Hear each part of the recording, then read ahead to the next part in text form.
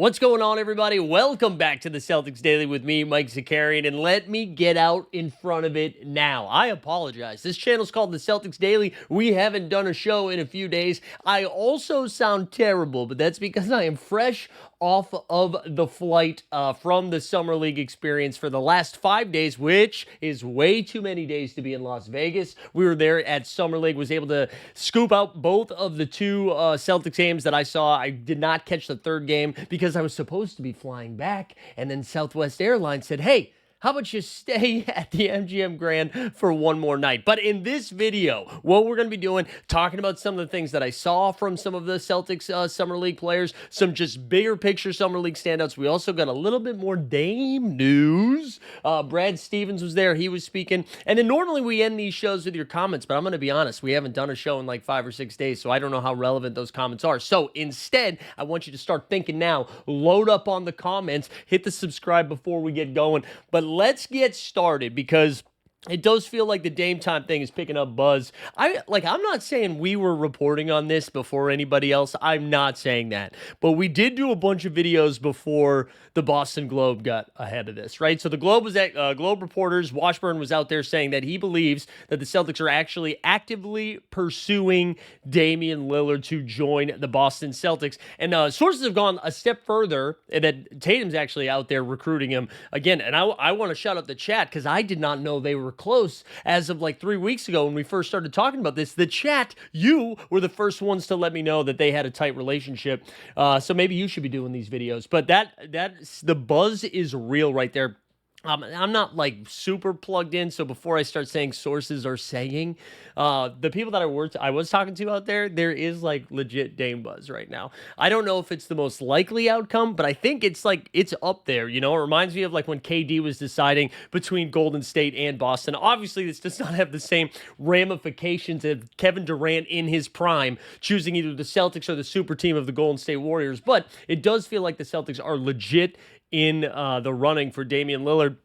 And as we've talked about, man, like I think we are so focused on being like Dame. I know Dame, the $50 million a year player. That is not what we're going to be getting. Both like physically, we're not going to be getting that because year one, we know he's going to be just doing rehab the whole time. But also like we're going to be paying him cheap. It's going to be on the cheap. So I do really like the idea of this happening. I'm starting, and I don't know if it's me forcing myself to think about next season before we even talk about this season.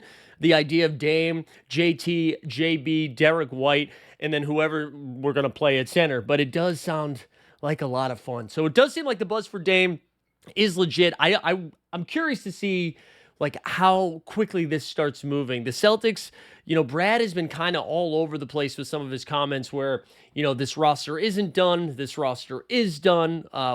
They've gone out there and said, we're always going to go out there and compete, but we also have to be realistic with where we are right now. I did see Brad was courtside for, I did not see him against the Memphis Grizzlies, but I did see him in game 2 when they were playing. No, not the Phoenix Suns. We're blanking on the New York Knicks. We beat the Knicks. And he was down there taking it all in next to Luka Garza was there. Xavier Tillman was out there. Who else? I'm missing some other people, but it was good sighting. But anyways, I don't know what the timetable is on this Dame stuff. I don't. I kind of thought we were going to get it sometime between 4th of July and the start of Summer League. I was surprised that it's still not done yet. So that makes me think like, hey, we might have some more time before we actually get an answer. But, you know, I wonder, because even like we don't even need him to know by training camp, right? Because he's not going to be participating in training camp anyways.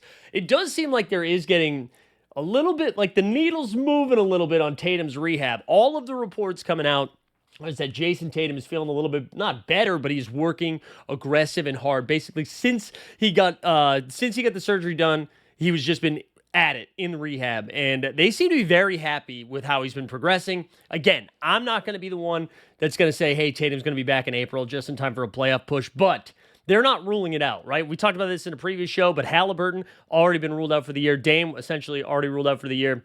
The fact that this is not being talked about yet, or they're not putting a timetable on it one way or the other, I do think trends in a more positive direction. We also got some more info. I know I'm kind of all over the place on the Celtics news for the last couple of days, but it does sound like JB, Derek White, and Jason Tatum are the core of this team moving forward. They almost came out and said that. I know there's some pretty good reporting from the CLNS media people. But Brad basically came out and said, like, this is going to be the core of the Celtics moving forward. Noah Delzell did a really great piece on Jaylen Brown and like how he's feeling heading into this season with a leap coming. So I don't know. I feel like everybody's saying the right things. I guess it's easy to do that when you're not playing games, right? Right now, it's Summer League. Everybody's on vacation. They're getting their brand deals all set. It's easy to say the right things and be like, we're actually, we're both building short-term, but we're also building long-term. Championship pedigree, baby. And then if you start 5-12, you have different conversations. Honestly, look at the Philadelphia 76ers. That's been their playbook for the last decade about. But anyways, I think the only other Celtic, like, big picture thing I wanted to bring up before we get into Hugo was Al. Now, there was some reporting over the weekend. Actually, I don't even know what day it is anymore because I'm Vegas brain. I truly can't stress this enough. Fresh off of the plane. Just got here. This is what I traveled in. So if I say terrible stuff, blame Southwest. But it sounds like Al, there's even some interest that the Atlanta Hawks have some interest in Al Horford. So I really don't know. Mark Spears of ESPN made it seem like Boston's way down on the list, that it's Golden State, Denver maybe a little less likely now that Jonas Valanciunas confirmed is going to be the backup big for Denver. The Knicks were thrown around there a little bit, although they did pick up a backup big in Yabusele. But Atlanta now emerging as one of the potential spots. So I don't really know. I don't know what's going to happen. But let's talk about current Beantown boys. Hugo Gonzalez. I got to tell you, so he only played one of the two games that I saw, and like the stats aren't going to blow you away, but one of the things that I like to look at in Summer League, and this is my 5th consecutive year going, is like looking for the players who look comfortable right away. Not necessarily, and you actually saw this in Cooper Flagg's debut, which I was very lucky to make it to Vegas just in time to see Cooper Flagg's debut, which again, in the debut, he doesn't score 31 points, right? But the way he's moving around, there's just like a comfort, a poise, and ease into what's happening. Like you can just tell he's going to be great. Wemby actually, in his debut, didn't put up great numbers, but same thing, just kind of looked like fluid. I'm not comparing Hugo to Cooper and to Wemby, but I am saying like you can get a feel for their level of comfort. Sometimes it's a little bit more chaotic. You can see the players moving quickly, trying to make their impact known like immediately. Hugo, I thought, had real good touch, real good feel. You saw in the game against Miami, our guy Wayne Spooney, I saw him share this on the interwebs.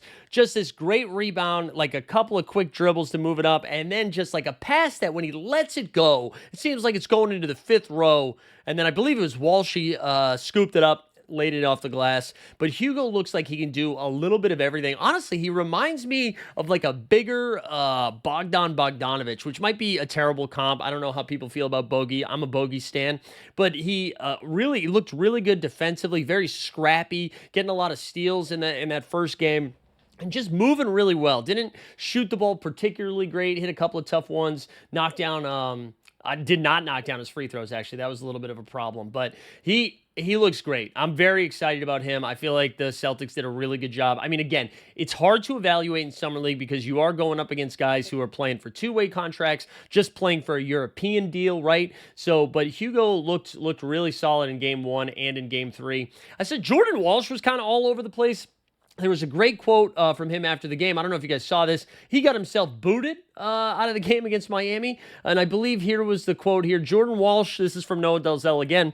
Jordan Walsh said Joe Mazzulla loved his ejection and that he had a text from him.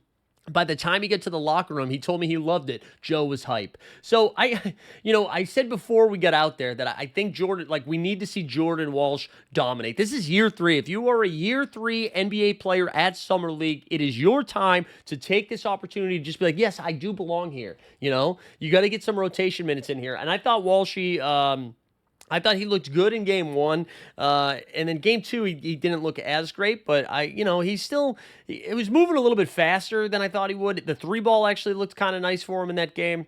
Another Summer League standout, I'll just move the cryon down there. Another Celtics standout, so Baylor Shireman is not shooting the ball well, but he is another one that looks really comfortable out there, just moving very well with and without the ball. The 3-ball looked a little funky. You could tell, like sometimes a guy's like just missing, and you're like, oh, that's gonna go down. His looked short immediately, and it was coming up short, a little off to the left a couple of times, but I kind of liked what I was seeing in Shireman. Again, I'm looking for feel when I'm out there, and he seemed very comfortable. And the Celtics, honestly, all the Celtics, they looked great. I mean, Miles Norris, I believe his first name is Miles. I apologize if it's not. Offensively, he looks kind of nice, man. Hit a couple of tough, I don't know if they were corner threes, but just like like hand in the face threes from the wing. Just a couple of really tough shot makers. I really enjoyed that.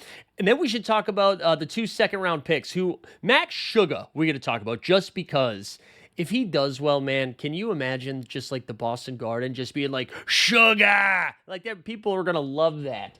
Yeah, can I get my coffee regular, but put a little extra Max Sugar in it for me, kid? But Sugar looked okay. He looks small. He does look small. But again, had a good handle, a good feel for the game, was getting guys in the right spots. So I thought he was fine. But I was kind of impressed with the 2 bigs that we threw out there.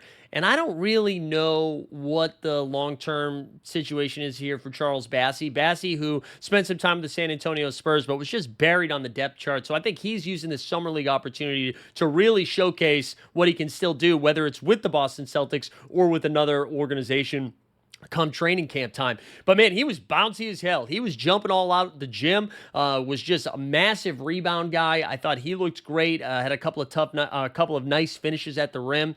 And then Amari Williams, honestly, we were talking about guys that have a feel for the game right away. He looked good. He looked a little bit more, I wouldn't say he looked as comfortable. He's freaking huge, though. He looked real big out there, and I like that since we don't have a ton of big guys here, a ton of big depth anyways. So I'm curious to see, I think Amari does probably spend some time in Portland and the main G League team. But I think there's a chance that he can play some impactful hoops. So that was good. And then honestly, the Summer League standout for me will always be Kenneth Lofton Jr. Lofton was just, I feel like, and I was shout out my buddy Justin Catchins, who's the co-host of the 89 Cavs with me, and my guy Steve Genti, but if Kenny Lofton's arms were like 2 inches longer, this was Justin's take, he'd probably dominate. And I don't know how many of you were checking out Summer League, but Kenny, I mean, he was on the boards, he was on the glass, did a good job, like hustling. And then, it's hard to stay in front of him because he has got a lot of meat on them bones. But he was going by people, but just could not finish at the rim for the life of him.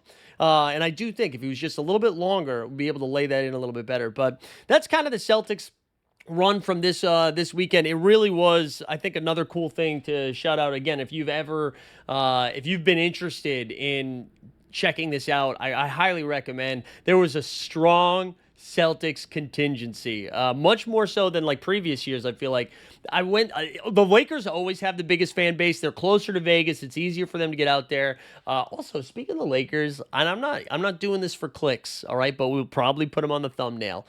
I thought Bronny James looked better. I thought he looked better. Yeah, like we're talking about comfort. He looked very comfortable out there. I don't know if the stats are gonna blow back it up, but I actually thought he looked nice. And I don't know what that means. I don't know what that means. Maybe is he going to be the only Bron on the Lakers come to the start of the season? That's another thing that everybody was talking about in Vegas was like, what's going on with LeBron? Is he going to be there? But the Lakers travel really well.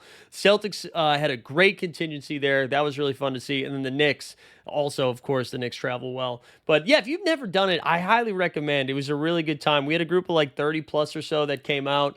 It's great. It's like that. It's getting a little bit pricier, but we were able to have a really fun trip where we went to three different days of Summer League. I went Thursday, Friday, and Sunday. Saturday, we got like a cabana at the MGM Grand Pool. We had everybody come through. I don't know if you guys are fans of the No Dunks podcast, but we get to hang out with those guys a little bit, and we checked out their live show. That was a lot of fun. The Hoop Collective, the ESPN Bros, they did their own show, but it's a really fun environment there where everybody from like kids to NBA media to Anthony Edwards, Trae Young, everybody's just kind of intermingling. Met Trey Murphy and a lot of the Pelican staff. We had a Ronnie Turioff sighting. So it was a really good time. It feels like a basketball summer camp for adults. So highly recommend checking it out if you haven't done it. But we're back now. We're back in the lab. We'll be back to Celtics Daily. We'll live up to the name. Appreciate for you guys hanging out for as long as you did. And do me a favor, subscribe to the channel. We'll be back tomorrow, maybe with some Al Horford updates, maybe with some Dame time updates. But either way, We will be back. We'll see you next time.